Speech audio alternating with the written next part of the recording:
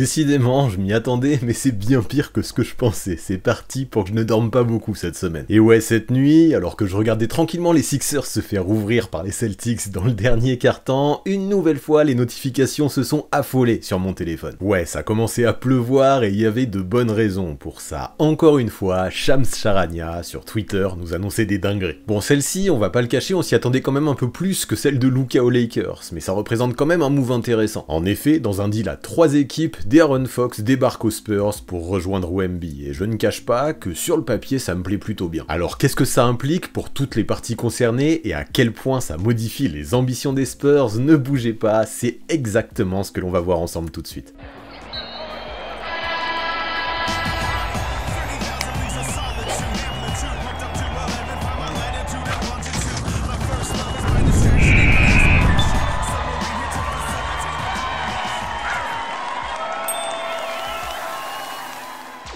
Allez, depuis 24 heures, on est vraiment au courant maintenant. En NBA, les choses peuvent basculer d'une minute à l'autre. Le trade de Luka Doncic aux Lakers l'a prouvé, mais celui qui vient d'avoir lieu et qui envoie De'Aaron Fox à San Antonio est tout à fait là pour confirmer ça. Ce nouveau blockbuster, officialisé hier soir, implique donc 3 équipes, les Kings, les Spurs et les Bulls. Tout commence avec Sacramento. Après 7 saisons sous les couleurs des Kings, De'Aaron Fox était dans les rumeurs de transfert depuis un petit moment. Le meneur de 27 ans, All-Star en 2023, avait refusé une extension de contrat et son camp avait informé la franchise qu'il ne comptait pas prolonger à son échéance en 2026. Face à cette situation, les Kings ont décidé de ne pas attendre et de l'envoyer ailleurs dès maintenant, ça a du sens. La valeur de Fox était bonne et si les dirigeants le sentaient et qu'ils étaient convaincus que son avenir n'était pas à Sacramento, il fallait, je pense, appuyer sur la gâchette. San Antonio, de son côté, cherchait désespérément un meneur de jeu pour accompagner Victor Wembanyama et accélérer sa reconstruction. Chris Paul, arrivé en tant que vétéran cet été, faisait le job, pas de souci, mais il n'était pas non plus une solution viable à long terme au vu de son âge. Fox, avec son scoring et sa capacité à créer pour lui, mais aussi pour ses coéquipiers, pouvait donc représenter la cible idéale. Le joueur lui-même, en plus, avait visiblement manifesté un intérêt pour les Spurs, ce qui a, je pense, facilité les négociations. Par contre, n'oublions pas le troisième acteur de ce trade, qui est Chicago. Les Bulls avaient un objectif clair depuis un moment, se débarrasser du contrat de Zach LaVine, bien trop important et qui handicapait, je pense, bien trop leur plan de reconstruction. En échange, ils récupèrent des joueurs de complément et surtout leur propre choix de draft 2025, leur premier tour qu'ils avaient cédé à San Antonio par le passé. Sauf que tout ça c'est bien beau, il est temps de rentrer dans les détails. Alors ce transfert, qu'est-ce qu'il donne exactement? Eh bien dans l'histoire, les Spurs reçoivent De'Aaron Fox et Jordan McLaughlin. Les Kings récupèrent Zach LaVine, Sidi Sissoko, 3 premiers tours de draft, un de 2025 via Charlotte, un de 2027 via San Antonio et un de 2031 via Minnesota, ainsi que 3 seconds tours.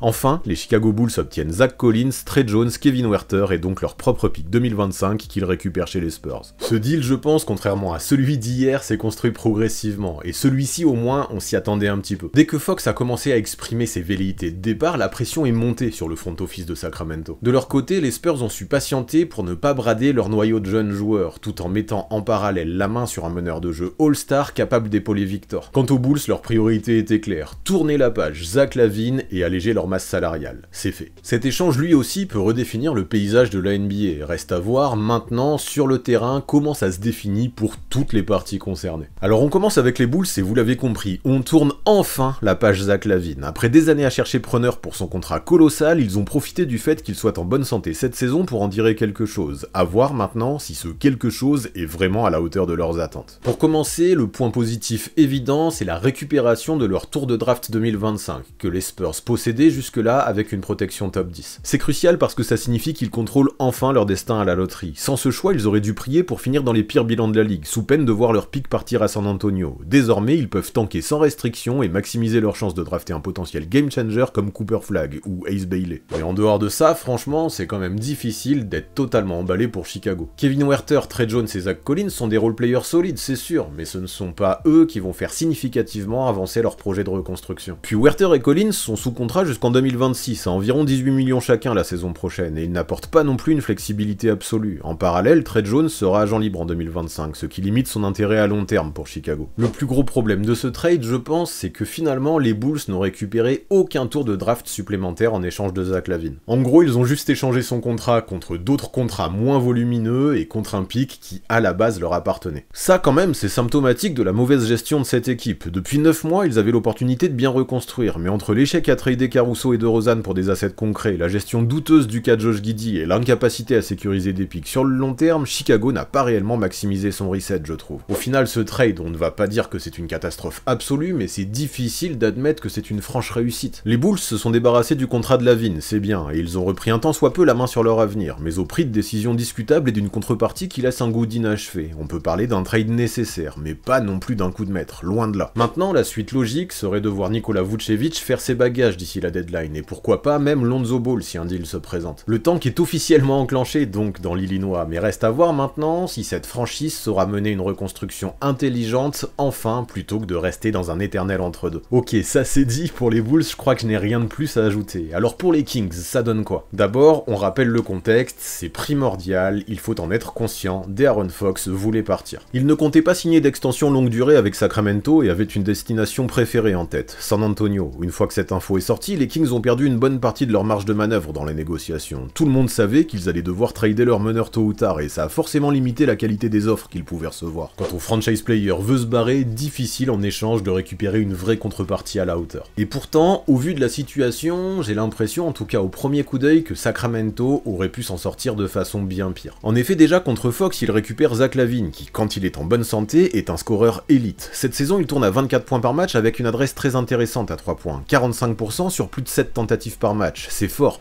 Niveau scoring pur, il est capable d'apporter une production similaire à celle de Fox, tout en étant un meilleur joueur off-ball, ce qui peut bien fonctionner aux côtés de Sabonis. Ajoutez à ça un joli package de picks pour le futur, 3 du premier tour et 3 du second tour, et on comprend mieux la logique pour les Kings. Ils ont un joueur capable d'assurer dès maintenant, ainsi qu'un capital de draft conséquent qui peut leur permettre de construire sur le long terme, ou sur le moyen terme. On peut aussi rapidement évoquer le français Sidi Sissoko qui débarque à Sacramento, même s'il doit encore prouver qu'il a sa place en NBA malgré son potentiel. Ceci dit, c'est encore un atout supplémentaire pour Sacto. Donc comme ça, sur le papier, ça a plutôt l'air cool, mais en fait c'est un petit peu plus compliqué que ça. L'arrivée de LaVine quand même soulève pas mal d'interrogations. D'abord son historique médical, 6 blessures majeures en carrière, un genou qui a déjà subi 2 opérations et une présence qui a toujours été fluctuante. Tu ne peux pas vraiment compter sur lui sur une saison entière sans prendre un risque énorme. C'est triste mais c'est réel. Et ensuite son contrat, c'est ça le vrai problème, faut qu'on en parle, c'est un vrai boulet. Il lui reste encore 3 ans à plus de 40 millions la saison avec une player option à quasi 50 millions pour l'été 2026. S'il se blesse ou si son niveau décline, il va devenir un réel enfer si Sacramento veut le bouger. Autre point important, qui me semble intéressant, à Sacramento, Zach LaVine va retrouver DeMar DeRozan. Tiens.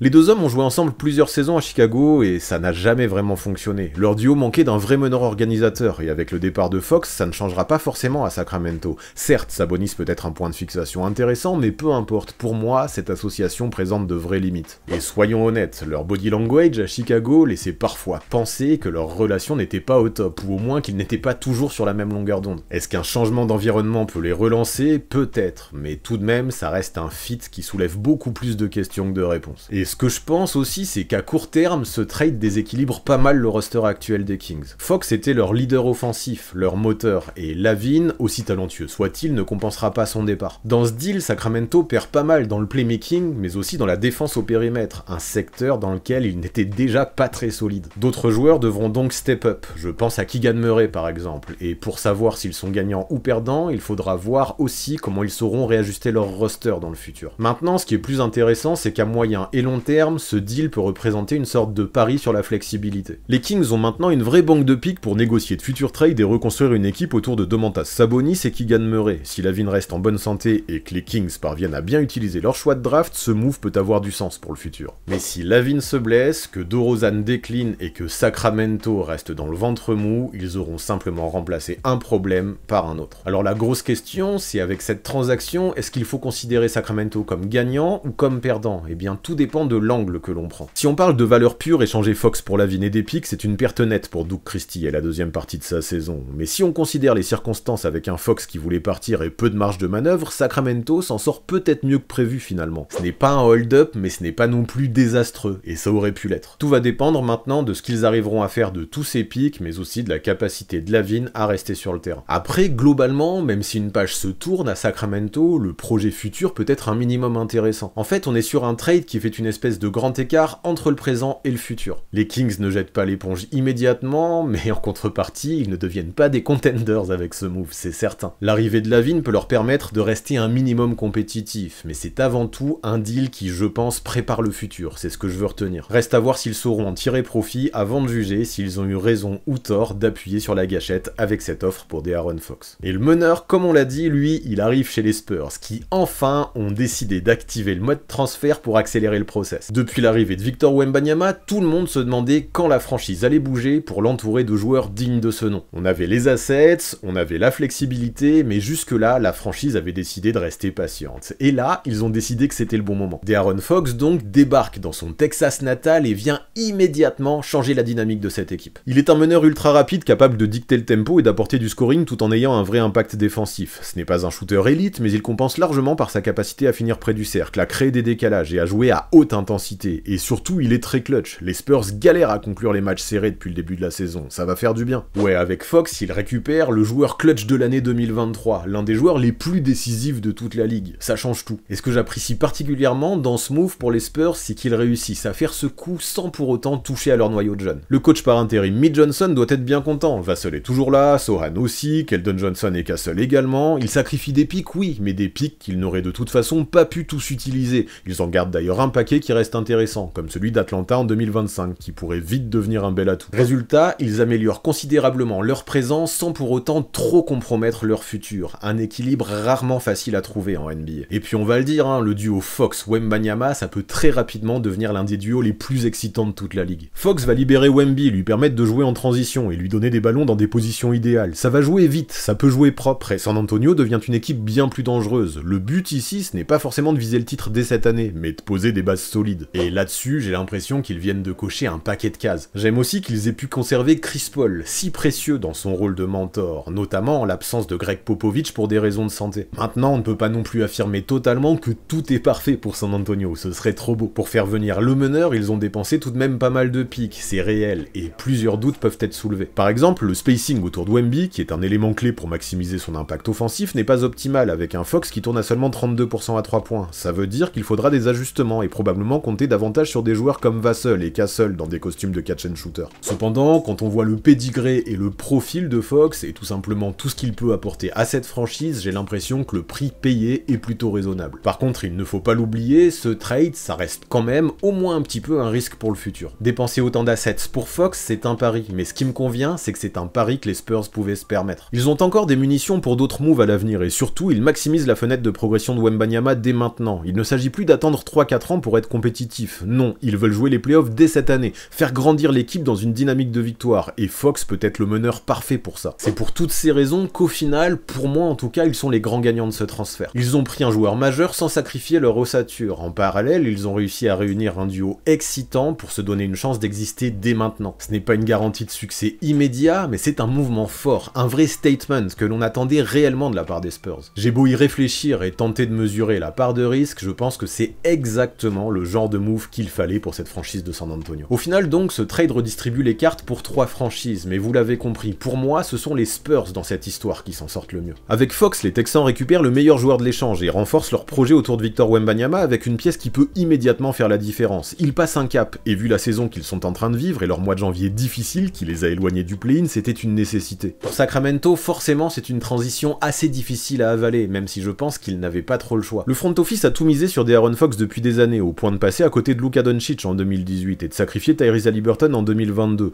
Aujourd'hui, ils doivent reconstruire sans leur leader, et même si le retour est potentiellement intéressant pour le futur, on se demande quand même où va ce projet désormais. Ce trade ne signe pas un échec total, mais il force la franchise à revoir ses plans, encore une fois. Quant aux Bulls, ils tournent enfin une page d'un livre qu'ils auraient dû refermer depuis bien longtemps. Ce n'est pas du tout un coup de maître, mais au moins ils avancent dans leur projet, eux qui stagnent depuis bien trop d'années. C'est peut-être enfin terminé le ventre mou pour eux, c'est peut-être enfin le début d'une vraie reconstruction, et c'est déjà un progrès. En conclusion, les Kings avaient beau croire en Fox, il ne sera jamais la superstar qui les mènera au sommet. San Antonio, en revanche, l'an dernier, a trouvé son homme avec Wemby, et avec ce deal, il lui offre une vraie arme pour l'accompagner. J'ai vraiment hâte de voir comment ce duo va évoluer et pouvoir se montrer complémentaire sur le terrain autour d'un supporting cast qui reste inchangé. Et ça, c'est ce que je préfère, vous l'avez compris dans ce deal. Ne pas avoir dépouillé l'effectif et offrir en échange de Fox surtout des pics, à mon avis, c'est le vrai bon coup pour les Spurs. En parallèle, ils ont chopé le profil qu'ils voulaient et ça me laisse penser encore une fois que ce sont eux les grands gagnants de cette transaction. Mais vous, est-ce que vous êtes d'accord avec ça? Est-ce que ce trade va marquer un véritable tournant pour les Spurs? Ou alors est-ce que c'est juste un ajustement de plus qui va rester insignifiant pour la NBA? Dites-moi tout ça en commentaire. Et si vous vous demandez ce que c'est là, le logo que j'ai mis parfois sur mes highlights et sur mes vidéos, il faut que je vous réponde. Oui, il y a quelques jours, j'ai lancé ma chaîne de Highlight NBA, un truc que je voulais faire depuis longtemps. J'en parle avec beaucoup plus de détails dans ma vidéo récente sur la course au MVP. Je vous invite d'ailleurs vivement à la checker si vous voulez en savoir plus à ce propos. Vraiment, j'explique tout, le pourquoi du comment. Alors ce que je vous demande pour avoir des highlights récents, fréquents et bien organisés, made in France surtout, mais aussi pour m'apporter de la force pour le lancement de cette nouvelle chaîne, c'est de vous y abonner. Mon objectif est d'atteindre les 1000 le plus rapidement possible et on est vraiment sur la bonne voie. Ça s'appelle L6H NBA Highlights, il y a le lien dans la description et ça m'apporterait énormément de force si vous pouviez appuyer sur ce bouton rouge. Alors merci pour tout l'équipe,